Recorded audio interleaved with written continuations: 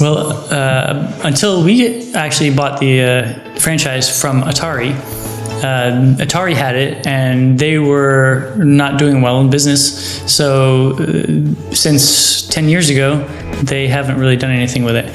And a few years ago, when they were going out of business, they were selling off some franchises. And of course, our CEO, Victor Kisley, said, I have to have Master of Orion because he loves the game, as do I.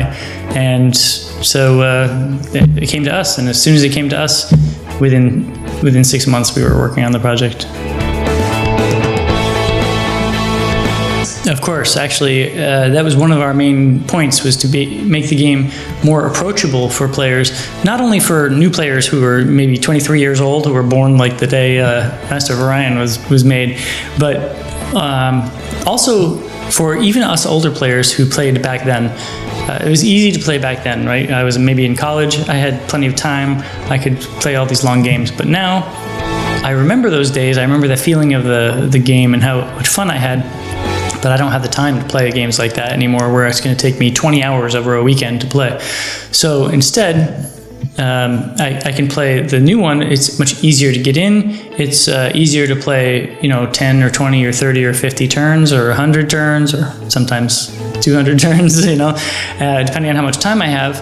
And then the next day or two, I can go right back to it, and it's easier to pick up.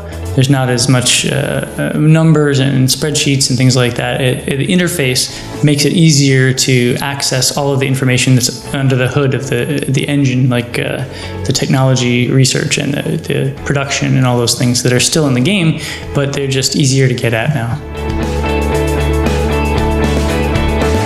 It's a hard balance because of course we want to appeal to people like us that are hardcore players from 20 years ago, but you can't please everyone. There's always people who are going to have their own idea of which Master of Orion was better, which 4X game is better, which features that they want to keep in the game. If they made the game, it would be different than the way I make it, right?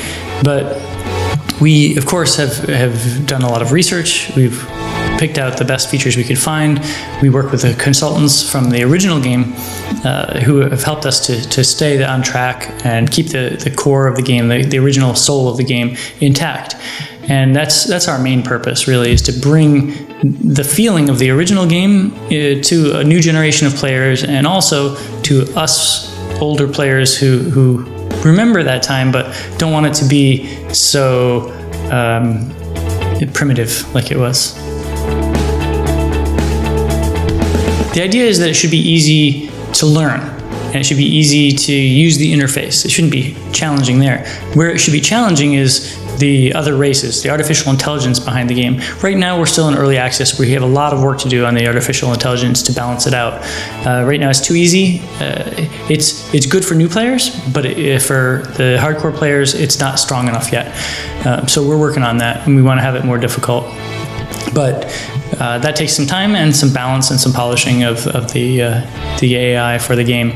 But we definitely want to make it a challenge to hardcore players. I complain sometimes that I can beat the game in 200 turns.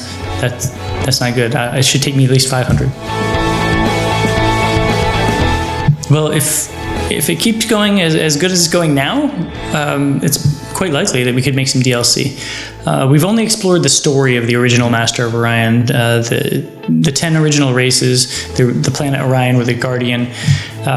There's plenty more that we could explore. Master of Orion 2 added things like the Antarans to fight, added the leaders, and more races as well. So all those things could be looked at for the future, as well as any other things that might come along to improve the game. I'd rather have a major expansions, because small ones is like, it's kind of like, oh yeah, it's only $1, but you're only getting one little thing or something. It's just, it's too little, and this is really a traditional game, right? This is, you pay once and you play it, and if there's more to come, then we want to put a lot in something like that. So it wouldn't be, we don't want to make it like a free-to-play, right? Where you just pay for one race or pay for another race and pay for another race, and then you get too many things that you have to buy. we prefer to make it like expansions should be like big expansions. So we'll see if we're still doing really well on launch, then yeah, I'm hoping we can do an expansion. Well, at first we're going to have to limit the amount of modding that can be done, because we don't want people making it so that they can like cheat the enemy, because then it's no fun, especially if it's multiplayer, and then that would be bad. So we have to be very careful about how much they can actually change. So gradually we'll be able to add more mod capability, but things like if we were going to add another race or more than one race, that takes a lot of effort even for a studio of 50 people, and modders usually aren't going to be able to do such a thing as effectively as we could or as quickly as we could.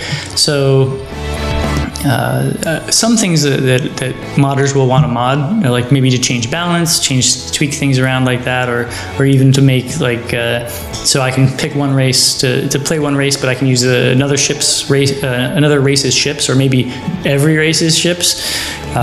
Those kinds of things, we'll leave those to modders to do. But for real changes to the core gameplay, probably we'll try to keep that inside the studio so it could be balanced properly with the game.